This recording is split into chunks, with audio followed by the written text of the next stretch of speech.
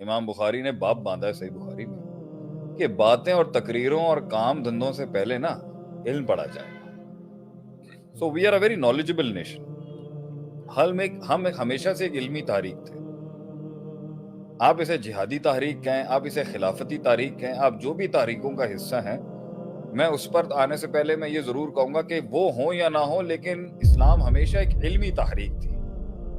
اس کا محرک ہی علمی تھا, اس کی بنیاد ہی علم سے تھی, اس کا اختتام بھی علم پر ہوگا. جب اٹھ جائے گا, جب یہ اٹھے, اس کا اختتام علم پہ ہونا ہے. اگر مسلمانوں سے گورننس چھین لی جائے تو اسلام نہیں ختم ہوگا. اگر آج اسلامک گورننس نہیں ہے دنیا کے اندر تو اسلام ختم نہیں ہوگا. اگر جہاد جو ہے وہ کسی بھی لحاظ سے فی سبیل اللہ موقوف ہوتا ہے تو اسلام ختم نہیں ہوگا, اگرچہ جہاد بہت بڑا آرٹیکل ہے شریعت کا. اگر امر بالمعروف اور نہی عن المنکر اور تبلیغ اور دعوت اور یہ کام جو ہے موقوف بھی ہوں گے کبھی, اسلام نہیں ختم ہوگا. اسلام اس دن ختم ہوگا جب دنیا سے علم اٹھ جائے گا. تو اسلام ہمیشہ سے ایک علمی تحریک ہے اور پھر عملی تحریک ہے. تو کیونکہ اسلام پیکج ہی ایک علم کا ہے, بنیاد ہی علم ہے, تو اس علم سے جڑا ہوا جو فائل ہے وہ اسے عالم کہتے ہیں. اور یہ علماء کی تحریک تھی ہمیشہ سے. Islam is an organization, is a system of life that is based on scholars. تو اس کی بنیاد رکھنے والے جو انبیاء تھے وہ علم کی بنیاد پر اس دنیا کے اندر ہے. انہوں نے علم پیش کیا اپنا عوام کی. قل ہاتوا برہانکم ان کنتم صادقین, تم برہان پیش کرو میں فرقان پیش کروں. تم برہان پیش کرو میں فرقان پیش کروں. تو یہ پڑھنے پڑھانے والی امت تھی ہمیشہ سے. تو اس کی جو بنیاد ہے اور اس کا جو سٹرگل ہے اور اس کا جو مین کور ہے وہ علم ہی رہے گا.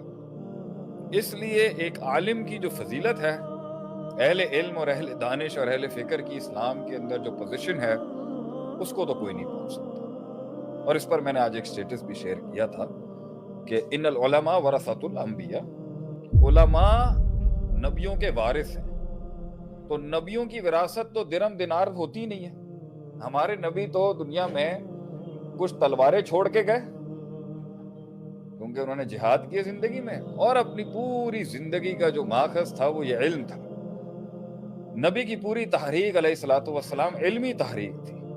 It was an academic and educational discourse جس میں آپ نے علمی اسٹیبلشمنٹس کی, لوگوں کو سکھایا ما لم یعلم, جو وہ نہیں جانتے تھے.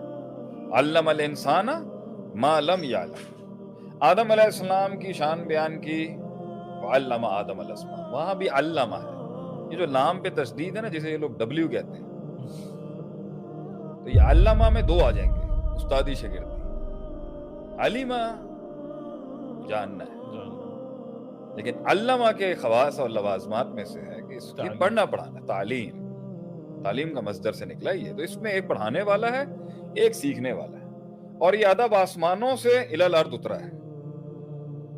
تو اس لیے اس پروٹوکول کو کمپرومائز کر کے اگر کوئی شخص سمجھتا ہے کہ وہ امت کو تشکیل دے دے گا اور وہ ایک قوم کو تشکیل دے دے گا, تو یہ بہت بڑی خطا ہے اس کی.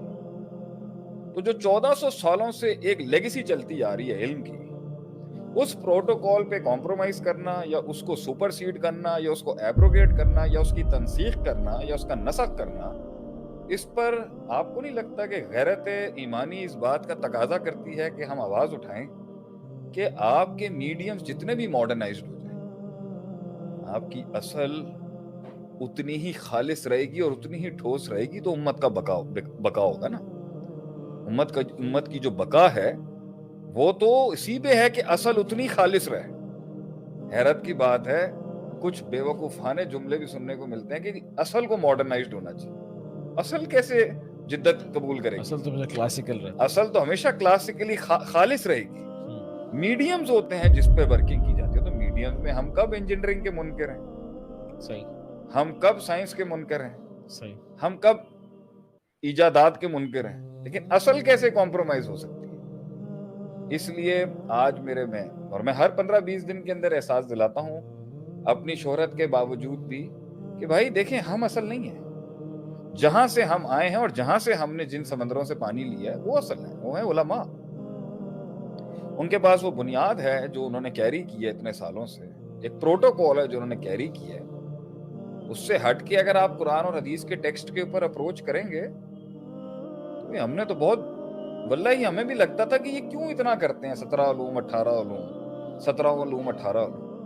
واللہ ہی بہت پیر اکھڑنے کے چانسز ہیں اگر انسان ان پروٹوکول سے ہٹ کے اپروچ کرے گا. بچ سکتا ہے لیکن دیکھا نہیں ہم نے. تو اس لیے جب انسان شہرت پہ پہنچے، مقام پہ پہنچے، تحریک کے وسط میں ہو یا اس کی انتہا پہ ہو، وقار کا تقاضا بھی یہی کرتا ہے، غیرت کا تقاضا بھی یہی کرتا ہے، اور عزت کا تقاضا بھی یہی کرتا ہے، اور ظرف کا تقاضا بھی یہی کرتا ہے کہ آپ ان کو کمپلیمنٹ کریں گے جنہوں نے اصلها ثابت ان کو قائم رکھا ہے. اللہ اکبر. اور وہ اہل علم ہیں، وہ علماء ہیں، وہ یہ مدرسے ہیں.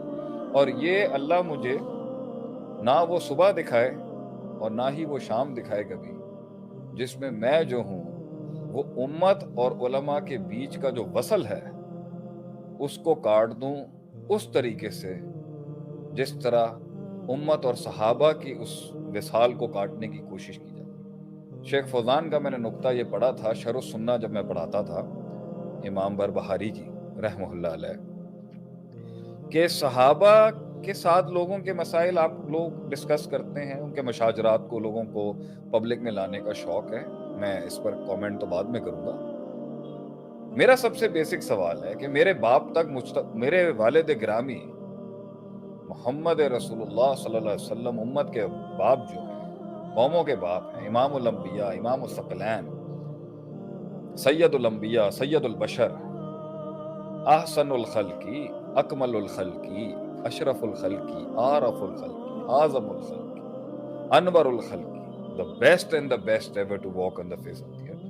ان کے اور ہمارے بیچ میں جو یہ وصال ہے، یہ وصل ہی یہ سند ہی صحابہ سے مل کے جاتی. میں صحابہ کو کیوں کنٹروورشل بناؤں جب مجھے پتا ہے کہ یہی ایک رستہ ہے میرے نبی تک پہنچنے کا. اللہ اکبر. یہ انہوں نے لکھا تھا کہ ایک نگاہ ہے ان کو دیکھنے کی کہ یہ سلسلہ خراب ہو جائے، اور ایک نگاہ ہے ان کو دیکھنے کی کہ میں نے قوموں کو جو ان کے بعد ہزاروں سال بعد آنی ہے ان کو ان کے نبی سے آپ صحابہ کے بغیر ملا ہی نہیں سکتے. ہم ایسے اتنی بڑی اینٹ کو کنٹروورشل کیسے بنا سکتے ہیں؟